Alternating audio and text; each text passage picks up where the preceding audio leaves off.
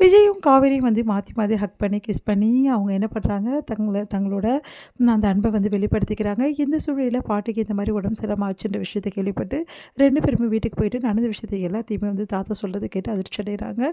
அடுத்து வந்து என்ன பண்ணுறாங்க, இங்கே வந்து போயிட்டு சிந்து கிட்டே நன்றி சொல்கிறாங்க. ரொம்ப தேங்க்ஸ் சிந்து, நல்ல நேரத்தில் நீங்கள் உதவி பண்ணீங்க அப்படி சொல்லிட்டு விஜயும் சொல்லிட்டுருக்காரு. பரவாயில்ல, இந்த டைமில் நீ ஹெல்ப் பண்ண பாட்டிக்கு ரொம்ப நன்றின்னு சொல்லிட்டு காவேரியும் சொல்கிறாங்க.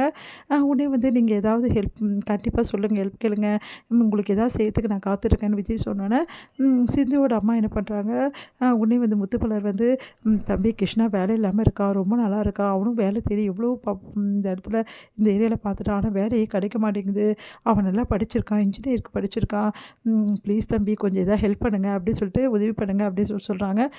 கிருஷ்ணா நீங்கள் வந்து உங்களோட அப்ளிகேஷன்ஸ் எல்லாம் எடுத்துகிட்டு உங்களோட ரெஸ்யூம்லாம் எடுத்துகிட்டு நாளைக்கு என்னை வந்து பாருங்கள் ஆஃபீஸில் அப்படின்னோடனே அது வந்து சார் அப்படின்றாரு. உடனே வந்து முத்துமலை வந்து அதான் சொல்கிறார்ல தம்பி, நீ போய் பார்க்கலாம்டா அப்படின்னு சொன்னோன்னே சரி அப்படின்னு சொல்கிறாங்க. நீங்களும் வந்து சிந்துக்கும் வந்து ஏதாவது வேலை ஏற்பாடு பண்ணுறேன் கண்டிப்பாக ஏதாவது ஹாஸ்பிட்டல்ஸில் அப்படின்னு சொல்லிட்டு போகிறாரு. இதெல்லாம் கேட்டு முத்துமலை ரொம்ப சந்தோஷம் அடைகிறாங்க. இங்கே வந்து காவேரி சொல்கிறாங்க, ஏங்க இப்படி பண்ணிகிட்ருக்கீங்க, தாத்தா பாட்டியெல்லாம் வந்து கேட்காம நீங்கள் எப்படி முடிவு பண்ண முடியும் அப்படின்னு சொல்லிட்டு கேட்குறாங்க.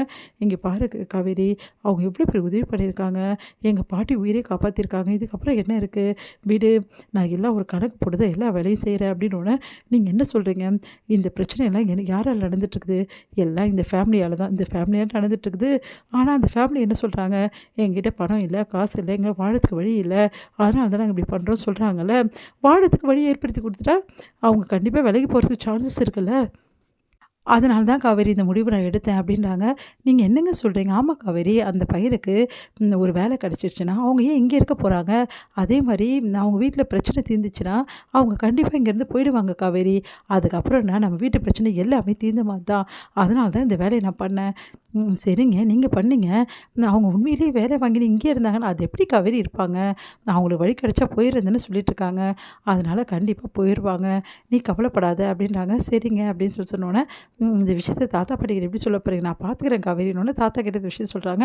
சரிப்பா, நீ நல்ல விஷயம் தான் பண்ணியிருக்க, அந்த பொண்ணு நம்ம குடும்பத்துக்கு ஹெல்ப் பண்ணியிருக்கா, அதனால் அவங்க குடும்பத்துக்கு நம்ம ஹெல்ப் பண்ணது நல்ல விஷயந்தான் அப்படின்னு சொல்கிறாங்க. இதனால் ஏதாவது பிரச்சனை வந்தால் என்ன பண்ணுறது அப்படின்னு சொல்லிட்டு சொல்லிகிட்ருக்காரு சித்தப்பா, பார்த்துக்கலாம் அப்படின்றாங்க. இங்கே வந்து என்ன பண்ணுறாரு, விஜய் வந்து தாத்தா கிட்ட, தாத்தா ஃபங்க்ஷனுக்கு உண்டான எல்லா வேலையும் பார்க்கணும், யார் யாரை கூப்பிடணும் அப்படின்னு சொல்லிட்டு எல்லா விஷயத்தையும் பார்த்து பேசிகிட்டு இருக்காங்க. அப்போ தாத்தாவும் பாட்டியும் வந்து அந்த குடும்பத்தையும் நம்ம கூப்பிடலாம் அப்படின்னு சொல்லிட்டு முடிவு பண்ணுறாங்க. அதன்படி அவங்கள போய்ட்டு இந்த மாதிரி நீங்கள் ஃபங்க்ஷனுக்கு வந்துடுங்க, ரொம்ப தேங்க்ஸ்மா, அந்த டைமில் நீங்கள் ஹெல்ப் பண்ண அப்படி சொல்லிட்டு சிந்துக்கிட்டே சொல்கிறாங்க. உடனே முத்துப்பலருக்கு அவ்வளோ சந்தோஷமாக இருக்குது, உண்மையிலே எங்களை கூப்பிட்றீங்களா, நாங்கள் வந்து நின்று உங்களுக்கு எந்த பிரச்சனையும் இல்லைல்ல அப்படின்னோடனே அதெல்லாம் ஒன்றும் இல்லை, பார்த்துக்கலாம், நீங்களும் வாங்க ஃபங்க்ஷனுக்கு, காவேரிக்கு நடக்கிற ஃபங்க்ஷனுக்குன்னு முத்துமலை அவ்வளோ சந்தோஷப்பட்டுருக்காங்க. இது எல்லாத்தையும் சாரதா பார்த்துட்டு ஒன்றும் புரியாமல் யோசிக்கிறாங்க. உடனே காவேரி கிட்ட கேட்குறேன், என்னடி இது அநியாயமாக இருக்குது, அவங்களாம் எதுக்கு நம்ம வீட்டு ஃபங்க்ஷனுக்கு வரணும், யாராவது கேள்வி கேட்டால் நான் என்னடி பதில் சொல்கிறது அப்படின்றாங்க. எதுக்காக அவங்க தாத்தா பாட்டிகள் அப்படி பண்ணிகிட்ருக்காங்க அப்படின்னோடனே, நான் அவங்க ஹெல்ப் பண்ணாங்கல்ல அதனால தான், அப்போ கூட நம்மளை கேட்காம எப்படி அவங்கள வர சொல்லலாம், ஏன் இப்படிலாம் பண்ணிகிட்ருக்காங்க இவங்க அப்படின்னு சொல்லிட்டு டென்ஷன் ஆகிடுறாங்க நம்ம சாரதா.